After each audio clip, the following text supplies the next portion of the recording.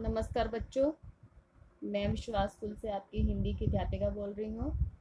बच्चों, आप स्वस्थ और कुशल होंगे। बच्चों, पिछली वीडियो में हमने भारत की खोज पुस्तक शुरू करी है 8वीं कक्षा की। उसमें हमने पाठ 1 अहमदनगर का किला किया। यह जो पुस्तक है ये पंडित जवाहरलाल नेहरू द्वारा रचित है, जब वो अहमदनगर के किले में उनको कैद किया गया था। और आशा करती हूँ आपने इसके प्रश्न उत्तर भी कर लिए होंगे। आज हम पार्ट 2 करने जा रहे हैं, जिसका शीर्षक है तलाश। अब इस तलाश पाठ में हम पहले भारत के अतीत की झांकी के बारे में पढ़ेंगे। बीते हुए सालों में मेरे मन में भारत ही भारत रहा है। इस बीच मैं बराबर उसे समझने और उसके प्रति अपनी प्रतिक्रियाओं का विश्लेषण करने की कोशिश करता रहा हूँ। मैंने बचपन की ओर लौटकर याद करने की कोशिश की कि मैं तब कैसा महसूस करता था। मेरे मन में इस अवधारणा ने कैसा धुंधला रूप ले लिया था और मेरे ताज़ा अनुभव ने उसे कैसे संवारा था। आखिर यह भारत है क्या? अतीत में यह किस विशेषता का प्रतिनिधित्व करता था? उसने अपनी प्राचीन शक्ति को कैसे खो दिया? क्या उसने इस शक्ति को पूरी तरह खो दिया है? विशाल जनसंख्या का बसेरा होने के अलावा क्या आज उसके पास ऐसा कुछ बचा है जिसे जानदार कहा जा सके? आधुनिक विश्व से उसका तालमेल किस रूप में बैठता है? भारत मेरे खून में रचा बसा था। इसके बावजूद मैंने उसे एक भारी आलोचक की नज़र से देखना शुरू किया। ऐसा आलोचक जो वर्तमान के साथ साथ अतीत के बहुत से अवशेषों को, जिन्हें उसने देखा था, नापसंद करता था। एक हद तक मैं उस तक पश्चिम के रास्ते से होकर पहुंचा था। मैंने उसे उसी भाव से देखा जैसे संभवतः किसी पश्चिमी मित्र ने देखा होता। मेरे भीतर शंकाएं सिर उठा रही थी। क्या मैंने भारत को जान लिया था? मैं जो उसके अतीत की विरासत के बड़े हिस्से को खारिज करने का साहस कर रहा था। लेकिन अगर भारत के पास वह कुछ नहीं होता जो बहुत जीवंत और टिकाऊ रहा है, वह बहुत कुछ सार्थक है, तो भारत का वजूद उस रूप में नहीं होता जैसे आज है, और वह हजारों वर्ष तक अपने सभ्य अस्तित्व की पहचान इस रूप में कदापि बनाए नहीं रख सकता था। वह विशेष तत्व आखिर क्या था? बच्चों, ये सब बातें पंडित जवाहरलाल नेहरू जी कह रहे हैं, जो इन्होंने इस पुस्तक में लिखी हैं। मैं भारत के उत्तर पश्चिम में सिंधु घाटी में मोहन चौधड़ों के एक टीले पर खड़ा था। मेरे चारों तरफ उस प्राचीन नगर के घर और गलियां बिखरी थी, जिसका समय 5000 वर्ष पहले बताया जाता है। साथ ही यह भी कहा जाता है कि वहाँ एक प्राचीन और पूर्णतः विकसित सभ्यता थी।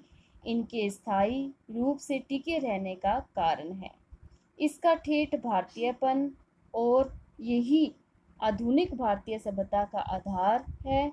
यह विचार आश्चर्यचकित कर देता है कि कोई संस्कृति या सभ्यता इस प्रकार 5-6 हजार वर्ष या उससे भी कुछ अधिक समय तक निरंतर बनी रहे, वह भी बराबर, ठीक है, परिवर्तनशील और विकासमान रहकर। फारस, मिस्र, ग्रीस, चीन, अरब, मध्य एशिया और भूमध्य सागर के लोगों से उसका बराबर निकट संपर्क रहा।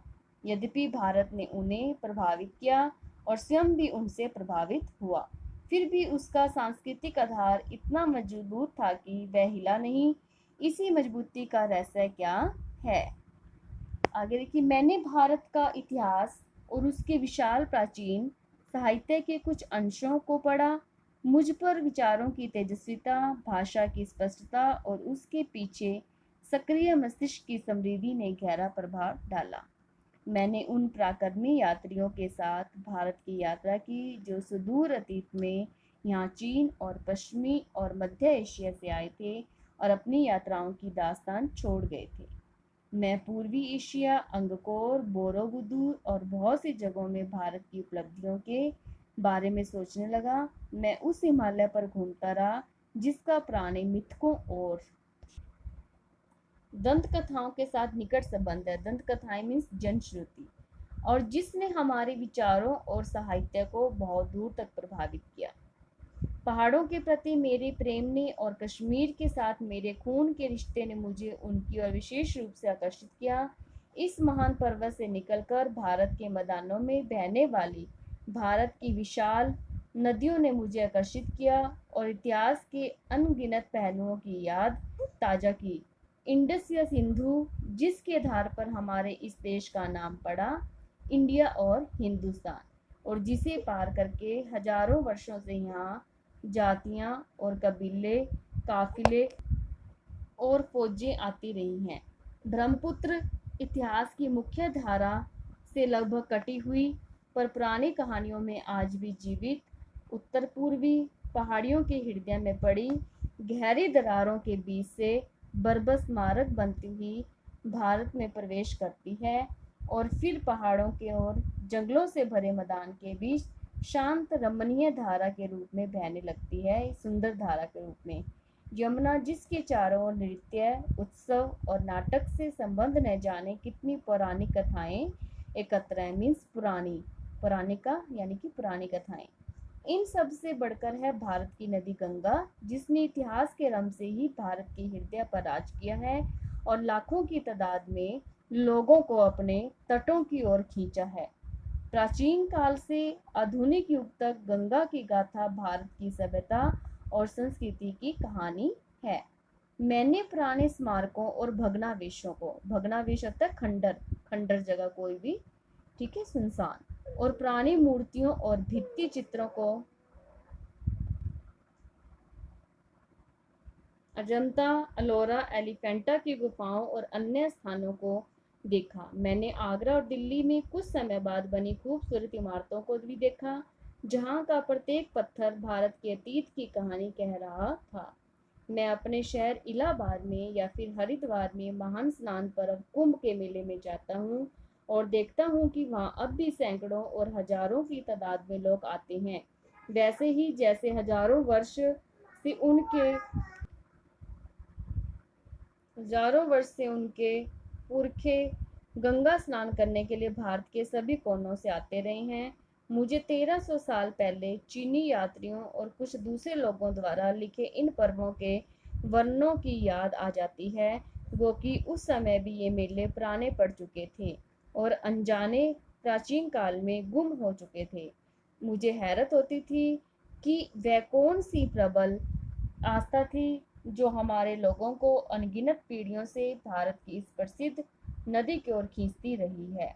मेरे अध्ययन की पृष्ठभूमि के साथ इन यात्राओं और दौरों ने मिलकर मुझे अतीत में देखने की अंतर्दृष्टि दी, कि अंदर से देखने की दृष्टि दी।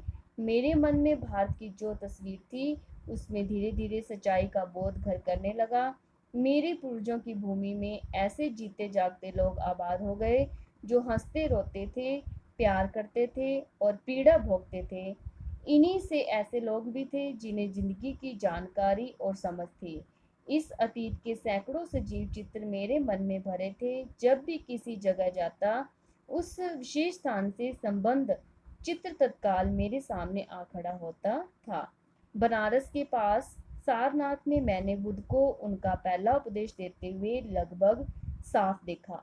2500 वर्ष का फासला तय करके उन्होंने कुछ अभिलिखित होता है लिखा या खुदा हुआ, ठीक है, नियमित रूप से लिखकर सुरक्षित रखा हुआ कोई लेख होता है, ठीक है, उसे हम अभिलिखित कहते हैं।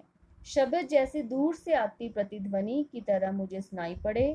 अशोक के पाषाण स्तंभ जैसे अपने शिलालेखों के माध्यम से मुझे एक ऐसे आदमी के बारे में बताते थे जो खुद एक सम्राट होकर भी किसी अन्य राजा और सम्राट से महान था।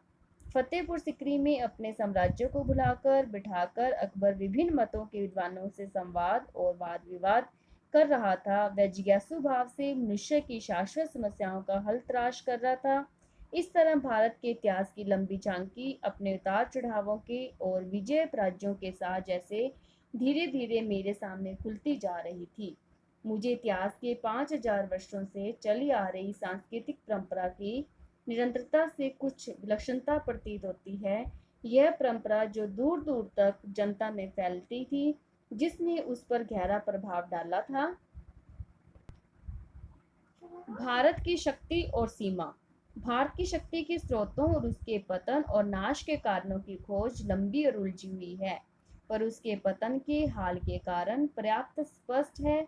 भारत तकनीक की दौड़ में पिछड़ गया और यूरोप, जो तमाम बातों में एक जमाने से पिछड़ा हुआ था, तकनीकी प्रगति के मामले में आगे निकल गया। इस तकनीकी विकास के पीछे विज्ञान की चेतना थी तथा हौसलामंद जीवनी शक्ति और मानसिकता थी। नई तकनीकों ने पश्चिमी यूरोप के देशों को सैनिक बल दिया और उनके लिए अपना विस्तार करके पूर्व पर अधिकार करना आसान हो गया। यह केवल भारत की ही नहीं, लगभग सारे एशिया की कहानी है। ऐसा क्यों हुआ, इस गुत्थी को सुलझाना ज़्यादा मुश्किल है, क्योंकि पुराने समय में तो भारत में मानसिक सजगता और तकनीकी कौशल की कमी थी नहीं, किंतु बाद की सदियों में उत्तरोत्तर गिरावट का आभास होने लगता है। जीवन की लालसा और उद्यम में कमी आ जाती है, अक्षीण होती है, रचनात्मक प्रवृत्ति की जगह अनुकरण की प्रवृत्ति ले लेती है। जहाँ कामयाबी के साथ विद्रोही विचार पत्ती ने प्रकृति और ब्रह्मांड के रहस्यों को भेदने का प्रयास किया था, वहाँ शब्द भंडार से लैस भाष्यकार उसकी जगह लेता दिखाई देने लगता है। भव्य कला और मूर्ति निर्माण का स्थान जटिल पच्चीकारी वाली सावधानी से नई नक्काशी होने लगी। प्रभावी किंतु सरल, सजीव और समृद्ध भाषा की जगह अत्यंत अलंकृत, मीन सुंदर और जटिल साहित्य शैली ने ले ली। साहसिक कार्यों की लालसा और छलकती हुई जिंदगी, जिसके कारण सुदूर देशों में भारतीय संस्कृति का प्रसार संभव हो सका था, अक्षीण हो चली और उसके स्थान पर महासागरों को पार करने पर रोक लगाने वाली संकीर्ण रूढ़िवादिता ने जन्म ले लिया। जांच पड़ताल की विवेकपूर्ण चेतना लुप्त होती गई और अतीत की अंधी मूर्ति पूजा ने उसकी जगह ले ली। अतीत के विकट भार ने उसे कुचल कर रख दिया और वह एक तरह की मूर्छा से ग्रस्त हो गई।